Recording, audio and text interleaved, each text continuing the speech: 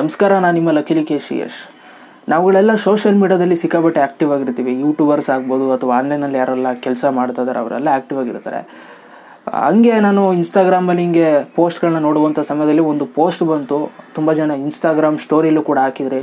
ನಿಮ್ಗಳಿಗೆಲ್ಲ ಒಂದು ದೊಡ್ಡ ಸೆಲ್ಯೂಟು. ಯಾರೆಲ್ಲ ಇಂಥ ವಿಷಯಗಳನ್ನ ಶೇರ್ ಮಾಡ್ತೀರಾ ಅಂಥವ್ರಿಗೆ. ಏನಂತಂದರೆ 19 ವರ್ಷದ ಹುಡುಗಿಗೆ ರೇಪ್ ಮಾಡಿಬಿಟ್ಟು ಆ ನಾಲಿಗೆ ಎಲ್ಲ ಕಟ್ ಮಾಡಿದ್ದಾರೆ. ಸೊ ಈ ಥರ ಒಂದು ಘಟನೆ ನಾನು ಒಂದು ಪೋಸ್ಟ್ ಮುಖಾಂತರ ನನಗೆ ಒಂದು ವಿಷಯ ಬಂದು ತಲುಪ್ತು. ಒಂದು ಬೇಜಾರೇನಪ್ಪ ಅಂತಂದರೆ ಈ ಒಂದು ವಿಷಯದ ಬಗ್ಗೆ ಯಾವೊಂದು ನ್ಯೂಸ್ ಚಾನಲ್ಸು ಕೂಡ ಮಾತಾಡಿರ್ಬೋದು ಯಾವುದಾದ್ರೂ ಒಂದು. ಬಟ್ ನನಗೆ ಯಾವುದು ಎದ್ದು ಕಾಣಿಸ್ಲಿಲ್ಲ. ಎದ್ದು ಕಾಣಿಸಿದರೆ ಖಂಡಿತವಾಗ್ಲೂ ನನ್ನ ನ್ಯೂಸ್ ಚಾನಲ್ ಮುಖಾಂತರನೇ ಗೊತ್ತಾಗ್ಬಿಡೋದು. ಬಟ್ ನನಗೆ ವಿಷಯ ಗೊತ್ತಾಗಿದ್ದು ಸೋಷಿಯಲ್ ಮೀಡಿಯಾಯಿಂದ. ಆದ್ದರಿಂದ ತುಂಬ ಜನಕ್ಕೆ ಈ ಒಂದು ವಿಷಯ ಗೊತ್ತಿರಲ್ಲ ಅಂದ್ಬಿಟ್ಟು ಈ ಒಂದು ವಿಡಿಯೋ ಮಾಡ್ತಾಯಿದ್ದೀನಿ. ಏನಾಗಿದೆ ಅಂತ ನಾನು ಹೇಳ್ತೀನಿ. ಒಂದಂತೂ ಕ್ಲಾರಿಫಿಕೇಷನ್ ಕೊಟ್ಟುಬಿಡ್ತೀನಿ. ಯಾರೆಲ್ಲ ಇನ್ನೂ ಮನಸ್ಥಿತಿ ಇಟ್ಕೊಂಡಿದ್ದೀರಾ, ಇವರು ಈ ವಿಡಿಯೋ ಮಾಡ್ತಾರೋ ದುಡ್ಡುಗೋಸ್ಕರ, ಕಂಟೆಂಟ್ಗೋಸ್ಕರ, ಇದಕ್ಕೋಸ್ಕರ ಅಂದ್ಕೊಂಡಿರೋರಿಗೆ ಒಂದು ಕ್ಲಾರಿಫಿಕೇಷನ್ ಕೊಟ್ಬಿಡ್ತೀನಿ.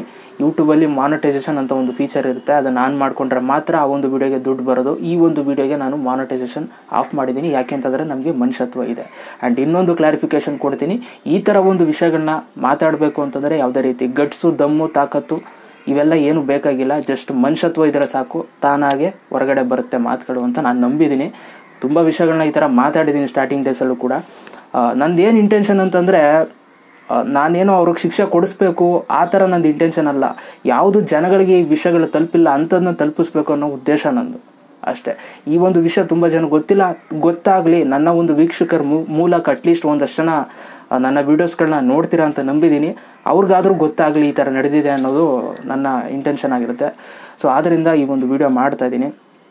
ಸೊ ಆ ಒಂದು ಹುಡುಗಿ ಹೆಸರು ಬಂದ್ಬಿಟ್ಟು ಮನೀಷಾ ಅಂತ ಹೇಳ್ಬಿಟ್ಟು, ಮನೀಷಾ ವಾಲ್ಮೀಕಿ ಅಂತ ಅಂದ್ಬಿಟ್ಟು 19 ವರ್ಷದ ಹುಡುಗಿ. ಸೊ ಅವರು ಗದ್ದೆಯಲ್ಲಿ ಕೆಲಸ ಮಾಡುವಂಥ ಸಮಯದಲ್ಲಿ ಅವರ ಅಪ್ಪ ಅಮ್ಮ ಅದ್ರ ಜೊತೆಗೆ ಅವರ ಅಣ್ಣ ಇದ್ದಂಥ ಒಂದು ಸಮಯದಲ್ಲಿ ಏನೋ ಒಂದು ಸ್ವಲ್ಪ ಅವರು ಆ ಕಡೆ ಈ ಕಡೆ ಹೋಗಿದ್ದಾರೆ, ಅವರ ಅಮ್ಮ ಮತ್ತು ಅವರ ಅಣ್ಣ. ಸೊ ಆ ಸಮಯದಲ್ಲಿ ಒಂದು 4 ರಿಂದ 5 ಜನ ಒಂದು ವ್ಯಕ್ತಿಗಳು ಬಂದ್ಬಿಟ್ಟು ಸೊ ಅದೇ ಫಾರ್ಮಲ್ಲಿ ಒಂದು ಸೈಡ್ ಕರ್ಕೊಂಡೋಗಿ ಒಂದು ರೇಪ್ನ ಮಾಡಿ ಆ ಒಂದು ಹುಡುಗಿಗೆ ತುಂಬ ಹಿಂಸೆನ ಕೊಟ್ಟು, ಜೊತೆಗೆ ತುಂಬ ನೋವುಗಳನ್ನ ಮಾಡಿದ್ದಾರೆ. ಅದ್ರ ಜೊತೆಗೆ ನಾಲ್ಗೆನೂ ಕೂಡ ಕಟ್ ಮಾಡಿದ್ದಾರೆ ಅಂತೆ. ಈ ಒಂದು ವಿಷಯನ ಕೇಳ್ಬಿಟ್ಟು ನನಗೆ ತುಂಬ ಬೇಜಾರಾಯಿತು ಮನಸ್ಸಿಗೆ. ಯಾಕೆ ಅಂತಂದರೆ ಈ ಥರ ಎಲ್ಲ ನಾನು ಕಮ್ಮಿ ಆಗಬೇಕು, ದೇವರಾಣಗೂ ಬೇಜಾರಾಗುತ್ತೆ ಈ ಥರ ಆದಾಗ.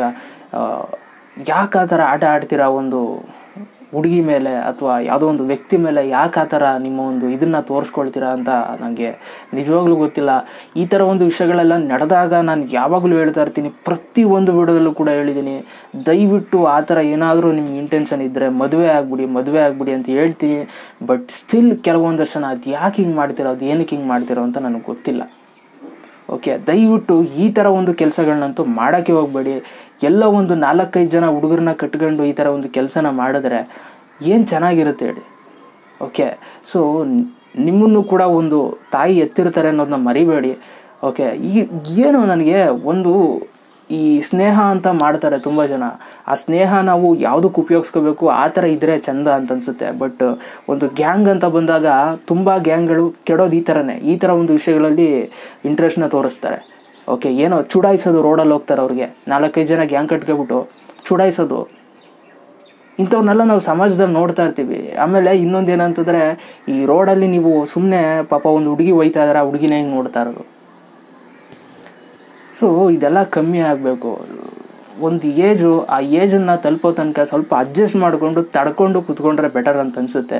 ಸೊ ಇದನ್ನೆಲ್ಲ ನೋಡಿದ್ರೆ ನಂಗೆ ನಿಜವಾಗ್ಲೂ ಬೇಜಾರಾಗುತ್ತೆ. ಇನ್ನೊಂದೇನಪ್ಪ ಬೇಜಾರು ಅಂತಂದರೆ, ಇದ್ರ ಬಗ್ಗೆ ನ್ಯೂಸ್ ಚಾನಲ್ಸ್ಗಳು ರಿಯಾಕ್ಟು ಕೂಡ ಮಾಡ್ತಾಯಿಲ್ಲ. ರಿಯಾಕ್ಟ್ ಮಾಡಬೇಕಿಂತ ಒಂದು ವಿಷಯಗಳಿಗೆ ಅಂತ ನನ್ನ ಅನಿಸಿಕೆ. ಸೊ ಮಿಕ್ಕಿದು ಬಿಟ್ಟಿದೆಲ್ಲ ಅವರವರ ಅನಿಸಿಕೆ. ಓಕೆ, ನನಗೆ ಇಂಥ ಒಂದು ವಿಷಯಗಳು ನಡೆದಾಗ, ಏನೋ ಈ ಥರ ಒಂದು ವಿಷಯಗಳು ಜನಕ್ಕೆ ತಲುಪೇ ಇಲ್ಲ ಅಂದಾಗ ಖಂಡಿತವಾಗ್ಲೂ ನಂದು ಯಾವುದೇ ಥರ ಚಾನಲ್ ಆದರೂ, ಟೆಕ್ ಚಾನಲ್ ಆದರೂ ಆಗಿರಲಿ ಅಥವಾ ವ್ಲಾಗ್ ಆದರೂ ಆಗಿರಲಿ, ಏನಾದರೂ ಆಗಿರಲಿ, ಒಟ್ಟಿನಲ್ಲಿ ನಾನು ನಿಮಗೆ ತಲುಪಿಸ್ತೀನಿ ವಿಷಯನ. ಓಕೆ, ಅದು ನನ್ನ ಇಂಟೆನ್ಷನ್ ಆಗಿರುತ್ತೆ. ಸೊ ಅದು ಬಿಟ್ಟರೆ ಬೇರೆ ಏನೇನು ಇಂಟೆನ್ಷನ್ ಆಗಿರಲ್ಲ.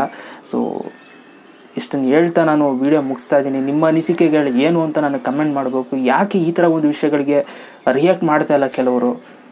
ಯಾಕೆ ಈ ಥರ ಒಂದು ವಿಷಯಗಳನ್ನ ಶೇರ್ ಮಾಡ್ತಾ ಇಲ್ಲ ಜನಗಳಿಗೆ ಅಲ್ವಾ? ಏನೋ ಒಂದು ನನಗಿವಾಗ ಒಂದು ಸಮಾಧಾನ ಇರುತ್ತೆ. ಓಕೆ, ಅಟ್ಲೀಸ್ಟ್ ಒಂದು ರಿಯಾಕ್ಟ್ ಮಾಡಿದೆ ಈ ಒಂದು ವಿಷಯಕ್ಕೆ ಅನ್ನೋ ಒಂದು ಸಮಾಧಾನ ನಮಗಿರುತ್ತೆ. ಯಾಕೆಂತಂದರೆ ಕೆಲವೊಂದು ಸಲ ನಮ್ಮ ಸರೌಂಡಿಂಗ್ಸಲ್ಲೂ ಕೂಡ ಈ ಥರ ಒಂದು ಕೆಲಸಗಳು ನಡೀಬೋದು. ಸೊ ಇವೆಲ್ಲ ಕಮ್ಮಿ ಆಗಬೇಕು ಅಂತಂದರೆ ಆ ತಪ್ಪು ಮಾಡಿರೋರಿಗೆ ಕರೆಕ್ಟಾಗಿ ಶಿಕ್ಷೆ ಆಗಬೇಕು. ಶಿಕ್ಷೆ ಆದರೆ ಇಂಥ ಒಂದು ಕೆಲಸಗಳು ನಡೆಯೋದು ಕಮ್ಮಿ ಆಗುತ್ತೆ ಅಂತ ನಂಬಿದ್ದೀನಿ. ಓಕೆ, ಸೊ ಒಂದೇನಂತಂದರೆ ಇವಾಗ ಇರೋದು ಒಂದೇ ಅವಕಾಶ ನಮ್ಮಲ್ಲಿ.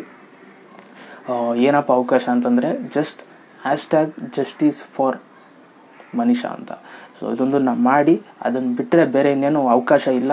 ಸೊ ಅಟ್ಲೀಸ್ಟ್ ಈ ಥರನಾದರೂ ಒಂದಷ್ಟು ಜನಕ್ಕೆ ಈ ಒಂದು ವಿಷಯ ನಡೆದಿದೆ ಅಂತ ತಲುಪಲಿ ಅಂತ ಹೇಳ್ತಾ ಈ ಒಂದು ವಿಡಿಯೋನ ಮುಗಿಸ್ತಾ ಇದ್ದೀನಿ. ಓಕೆ, ಇದ್ರ ಜೊತೆಗೆ ಒಂದು ಕ್ಲಿಪ್ ಇತ್ತು ಆ ಒಂದು ಹುಡುಗಿದು. ಆ ಕ್ಲಿಪ್ಪನ್ನ ನಾವು ಯೂಟ್ಯೂಬಲ್ಲಿ ಅಪ್ಲೋಡ್ ಮಾಡೋಂಗಿಲ್ಲ, ಯಾಕೆಂದರೆ ತುಂಬ ಜನ ಅಪ್ಲೋಡ್ ಮಾಡಿರ್ತಾರೆ, ಕಾಪಿರೈಟ್ ಇಶ್ಯೂ ಆಗುತ್ತೆ. ಸೊ ಅದನ್ನು ನಾವು ತೋರಿಸೋಂಗಿಲ್ಲ. ಆದ್ದರಿಂದ ನಾನು ನಿಮಗೆ ಒಂದಷ್ಟು ಇಮೇಜಸ್ಗಳನ್ನ ತೋರಿಸಿದ್ದೀನಿ ಅಷ್ಟೇ. ಸೊ ನೀವು ಆ ಒಂದು ವಿಡಿಯೋ ಕ್ಲಿಪ್ಪನ್ನು ನೋಡಬೇಕು ಅಂತಂದರೆ ನನ್ನ ಒಂದು ಟೆಲಿಗ್ರಾಮ್ ಗ್ರೂಪ್ ಇದೆ, ಆ ಗ್ರೂಪ್ ಲಿಂಕು ನಾನು ಡಿಸ್ಕ್ರಿಪ್ಷನಲ್ಲಿ ಹಾಕಿರ್ತೀನಿ. ಆ ಗ್ರೂಪಲ್ಲಿ ಆ ಒಂದು ವಿಡಿಯೋ ಕ್ಲಿಪ್ ಹಾಕಿರ್ತೀನಿ, ಬಂದು ನೋಡ್ಬೋದು.